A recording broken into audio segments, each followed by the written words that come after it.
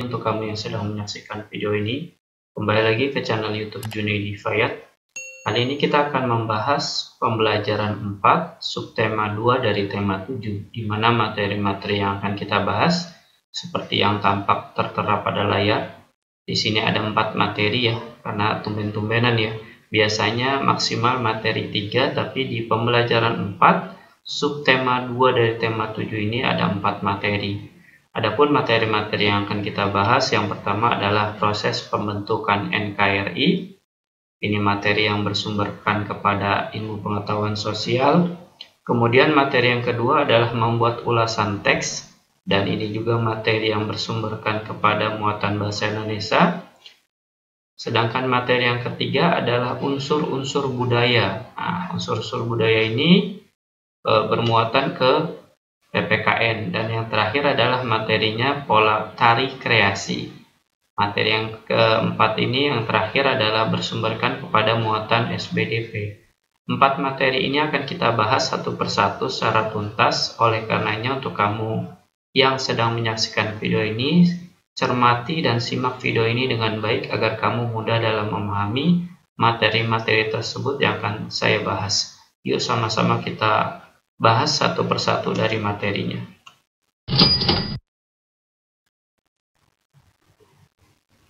Materi yang pertama adalah proses pembentukan NKRI. Nah, NKRI itu adalah Negara Kesatuan Republik Indonesia, di mana materi ini adalah materi yang bersumberkan kepada muatan ilmu pengetahuan sosial dengan kompetensi dasar 3.4 dan 4.4, di mana materinya kalau kita bahas berkaitan dengan pembentukan Negara Kesatuan Republik Indonesia. Pasca dibubarkannya, pasca itu berarti setelah ya, setelah dibubarkannya BPUPKI pada tanggal 7 Agustus 1945. Nah, berarti ini posisinya sebelum kemerdekaan ya. Dibentuklah Panitia Persiapan Kemerdekaan Indonesia yang terdiri dari atau singkatan dari PPKI. PPKI yang diketuai oleh Insinyur Soekarno memiliki beberapa tugas utama, yaitu jadi setelah dibubarkan BPUPKI maka dibentuklah PPKI yang diketuai oleh Insinyur Soekarno yang memiliki tiga tugas utama. Di antaranya yang pertama adalah meresmikan pembukaan dan batang tubuh Undang-Undang Dasar 1945. Yang kedua adalah melanjutkan hasil kerja BPUPKI. Serta yang ketiga mempersiapkan segala sesuatu yang berhubungan dengan masalah ketatanegaraan bagi negara baru, yaitu negara Indonesia. Jadi tiga tugas utama ini harus tertuntaskan oleh PPKI karena badan sebelumnya yang mempersiapkan kemerdekaan telah dibubarkan. Kita lanjutkan ke slide berikutnya. Tugas-tugas tersebut, tiga tugas utama yang akan dikerjakan oleh PPKI, semuanya tercantum dan melakukan tugas-tugasnya dengan baik. Berikut adalah tugas-tugas yang dijalankan oleh PPKI dalam merealisasikan tugas utamanya. PPKI menggelar beberapa sidang. Nah, beberapa sidang diantaranya ada sidang pertama, sidang kedua, dan sidang ketiga. Karena tiga tugas utamanya harus tertuntaskan ketika PPKI masih ada. Sidang pertama adalah setelah kemerdekaan, yaitu tepatnya 18 Agustus 1945. Sidang ini menghasilkan yang pertama menetapkan dan mengesahkan Undang-Undang Dasar 1945 yang saat ini masih kita rasakan, kita terima, kita sering dengarkan ketika melaksanakan upacara kenaikan bendera pada hari Senin. Kemudian yang kedua adalah memilih dan mengangkat Insinyur Soekarno dan Muhammad Hatta sebagai Presiden dan Wakil Presiden Indonesia. Jadi pada sidang pertama ini muncullah atau terciptalah Presiden dan Wakil Presiden untuk negara Indonesia, yaitu Insinyur Soekarno dan Muhammad Hatta. Sedangkan sidang yang kedua yang selanjutnya di hari berikutnya, yaitu 19 Agustus 1945, menghasilkan yang pertama membentuk 12 kementerian dan 4 menteri negara. Jadi ada 12 kementerian dan 4 menteri negara. Sedangkan yang kedua dihasilkan dari sidang kedua ini adalah membagi wilayah Indonesia menjadi 8 provinsi. Nah, 8 provinsi diantaranya adalah Sumatera, Jawa Barat, Jawa Tengah, Jawa Timur, Sunda Kecil, Maluku, Sulawesi, dan Borneo. Nah, ini nama lain dari Kalimantan nih, Borneo, yang dipimpin oleh seorang gubernur. Jadi masing-masing provinsi dari 8 provinsi ini dipimpin oleh seorang gubernur. Ini dua hasil dari sidang kedua. Sedangkan sidang yang ketiga pada tanggal 22 Agustus 1945 menghasilkan dua juga ya. Sama halnya kayak sidang pertama dan sidang kedua. Pada sidang ketiga ini menghasilkan yang pertama membentuk Komite Nasional Indonesia Pusat atau KNIP sebagai pembantu presiden sebelum lembaga-lembaga negara sesuai Undang-Undang Dasar 1945 terbentuk secara resmi. Jadi sebelum presiden membuat lembaga-lembaga negara, maka KNIP ini dibentuk untuk membantu presiden dalam menjalankan tugasnya. Yang kedua adalah membentuk 3 badan sebagai wadah perjuangan. Nah, 3 badan sebagai wadah perjuangan ini yaitu terdiri dari Komite Nasional Indonesia atau KNI, Partai Nasional Indonesia atau PNI, dan BKR, Badan Keamanan Rakyat, yang memiliki tugas menjaga keamanan dan ketertiban umum di bawah koordinasi KNI, yang sekarang namanya TNI nih, BKR ini. Jadi dua hal yang dihasilkan oleh PPKI pada sidang ketiga. Jadi semua sidang pertama, kedua, dan ketiga menghasilkan dua hal dari masing-masing sidangnya yang telah dilakukan oleh orang-orang Indonesia terlebih dahulu pada awal era-era kemerdekaan. Kemudian kita lanjutkan pada slide berikutnya.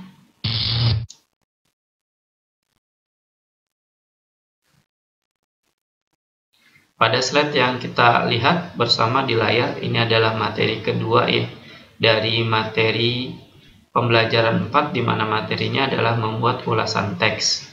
Nah, membuat ulasan teks ini bermuatan atau sumbernya dari muatan bahasa Indonesia dengan KD 3.5 dan 4.5, di mana materi ini sebenarnya sudah kita bahas di materi atau pembelajaran kita sebelum-sebelumnya. Adapun materi ulasan teks adalah, ulasan teks tersendiri memiliki pengertian teks atau tulisan yang disusun berdasarkan hasil penilaian, pengamatan, pertimbangan, dan pemeriksaan secara terperinci terhadap suatu karya. Nah, namanya aja suatu karya, berarti hasil suatu seseorang. Tujuan sebuah ulasan teks yaitu pembaca mengetahui kelebihan dan kekurangan suatu karya. Jadi kalau karya itu suatu tulisan atau buku, maka di dalamnya terisi kelebihan dan kekurangan buku tersebut. Ini bagian dari ulasan teks atau tujuan dibuatnya dari ulasan teks. Adapun beberapa hal yang kamu harus perhatikan dalam membuat teks ulasan atau ulasan teks, ada 3 hal yang harus kamu perhatikan dan kamu harus lakukan. Yang pertama adalah membaca buku atau bacaan secara cermat. Nah, sebelum kamu melakukan ulasan teks, kamu baca dulu bukunya atau bacaan kalau itu sebuah buku ya. Jadi kamu baca dulu bacanya secara cermat, secara sungguh-sungguh, secara seksama, bacaannya secara sempurna. Kemudian setelah kamu membacanya secara cermat, seksama, maka kamu melanjutkan ke poin yang kedua. Menceritakan isi buku atau bacaan secara lengkap. Kamu lakukan setelah membacanya secara cermat, kamu ceritakan. Nah, ceritakannya ini dengan bahasa kamu sendiri, dengan menggunakan bahasa yang baku sesuai dengan EYD secara lengkap. Nah, menceritakannya secara lengkap dari awal hingga akhir. Tidak ada yang terbuang, terpotong, atau terkurangi, melainkan sesuai dengan isi bukunya itu sendiri. Kemudian setelah kamu ceritakan pada poin yang kedua ini, lanjut ke poin ketiga, yaitu memberikan penilaian secara objektif dan kritis. Objektif itu berarti sesuai dengan kenyataan atau sesuai dengan benar-benar bukunya atau isi bukunya. Jadi kamu harus memberikan penilaian secara objektif, dan kritis itu berarti kamu harus memberikan, kalau bisa dikritisi maka kamu harus memberikan kritik kepada buku tersebut atau bacaan buku tersebut. Ini adalah hal-hal yang kamu perhatikan dalam membuat teks ulasan. Jadi ada beberapa hal, ada 3 hal untuk membuat teks ulasan yang kamu harus lakukan. Sedangkan tujuan dari ulasan teks itu adalah pembaca mengetahui kelebihan atau kekurangan suatu karya. Gimana? Kira-kira sudah tergambarkan atau terbayangkan ya? Kalau kamu mau membuat ulasan teks, kita lanjutkan ke slide berikutnya.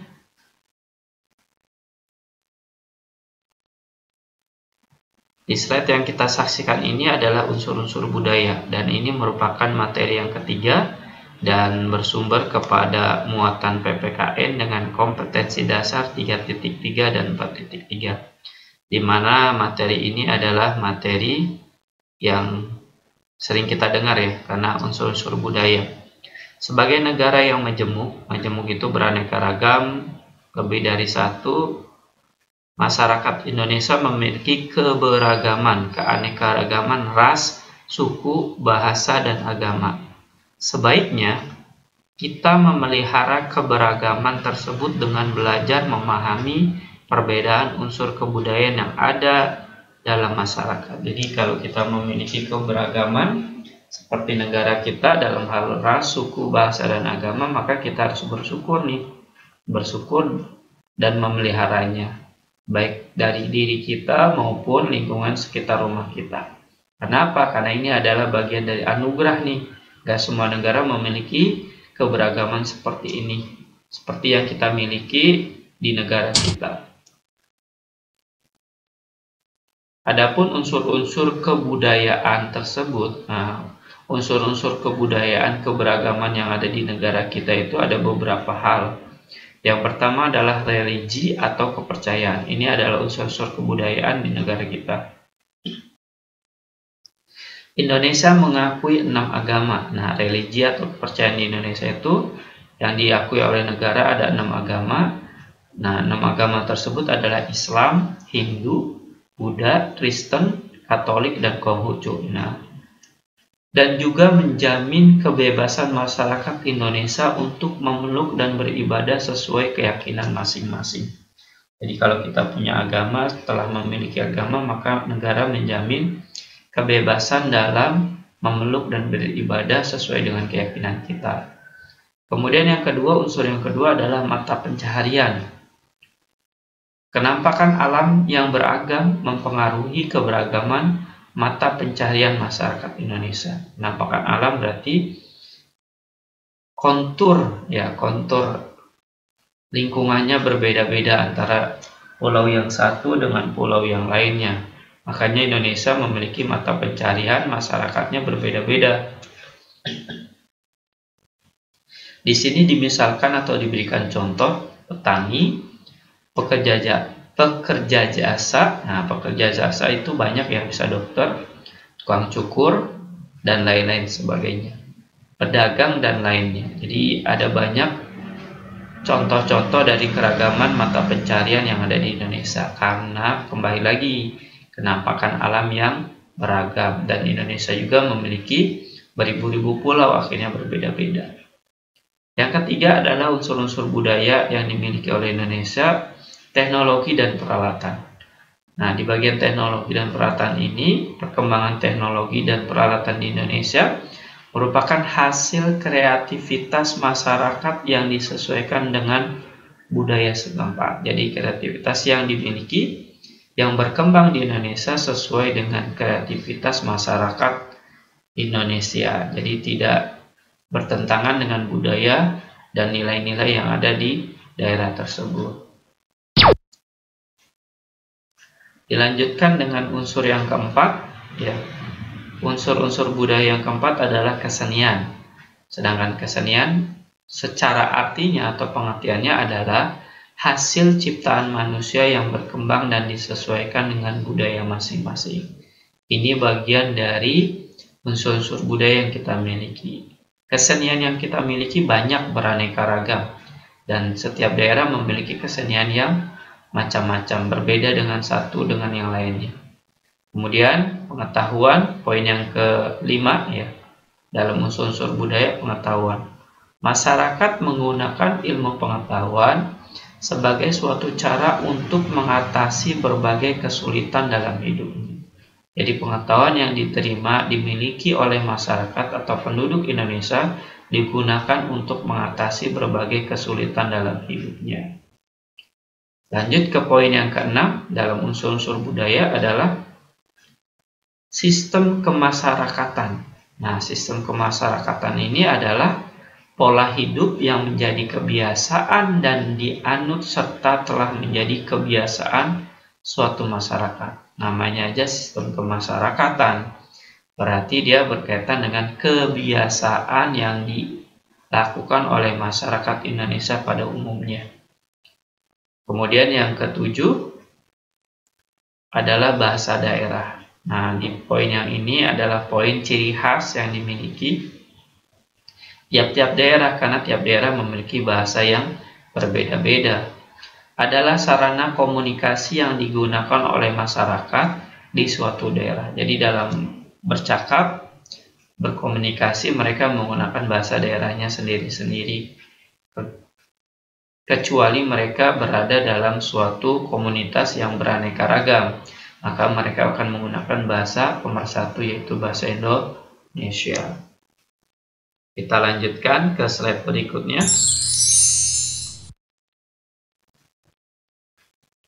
Yaitu ke materi selanjutnya yang merupakan materi pola tari kreasi. Nah, pola tari kreasi ini adalah materi yang bersumberkan kepada SBDP dengan kompetensi dasar 3.3 dan 4.3. Dimana kalau kita perhatikan ya di sini ya, pola tari kreasi. Kesenian adalah salah satu unsur kebudayaan yang dimiliki oleh bangsa Indonesia.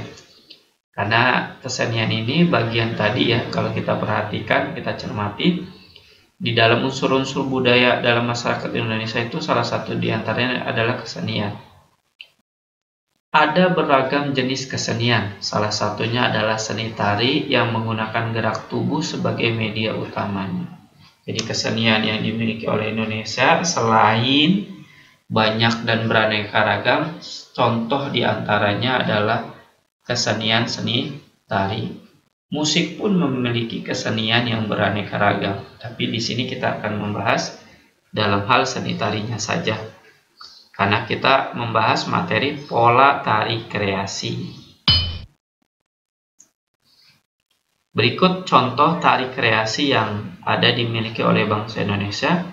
Kalau kita perhatikan di sebelah kiri atas, ini adalah tari kancet, ya. Tari kancet dari Kalimantan, kemudian tari cakalele dari Maluku. Nah, ini posisinya digambar di sebelah kanan atas. Dua tari ini adalah tari yang bersifat atau bermakna kepahlawanan. Makanya di sini keterangannya jelas ya. Tari-tari daerah tersebut, maksudnya tari kancet dan tari cakalele, bermakna tentang kepahlawanan. Tari kancet menggunakan pola lantai lurus ke samping. Sedangkan tari cakalele menggunakan pola lantai melingkar. Jadi dia melingkar setengah lingkaran, yang ini adalah lurus, ya, lurus ke samping. Dua tari ini adalah contoh dari pola tari kreasi yang ada di Indonesia, dan bahkan masih banyak lagi tari-tari yang dimiliki oleh bangsa Indonesia. Bayangkan kalau kita saja memiliki 33 provinsi, kemungkinan besar memiliki minimal 33 tari kreasi atau tari yang dimiliki oleh daerah tersebut.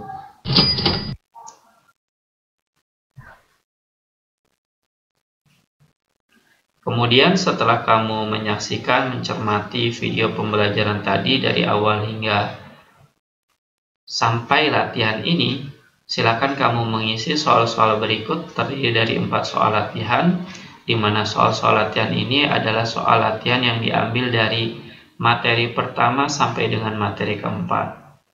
Jawablah dengan jawaban yang benar dan tepat sesuai dengan video pembelajaran ini. Oleh karenanya untuk kamu yang mengerjakan ini sesuai dengan perintah Bapak dan Ibu guru kamu, jawablah dengan jawaban hasil karya kamu sendiri tanpa meminta bantuan dari orang lain dan menerima dari orang lain. Yakinlah bahwa kamu bisa dalam mengerjakan. Jika kamu sulit dalam menjawabnya, kamu silakan ulangi lagi video pembelajaran ini, maka nanti kamu akan menemukan jawaban-jawaban dari soal-soal berikut dengan jawaban yang tepat. Demikianlah pembahasan kita pada pembelajaran 4, subtema 2 dari tema 7 yang dapat saya berikan. Semoga dari pembelajaran ini dapat menambah ilmu pengetahuan dan wawasan kamu dalam belajar pembelajaran 4 ini dengan sempurna. Terima kasih telah menyaksikan video saya. Wassalamualaikum warahmatullahi wabarakatuh.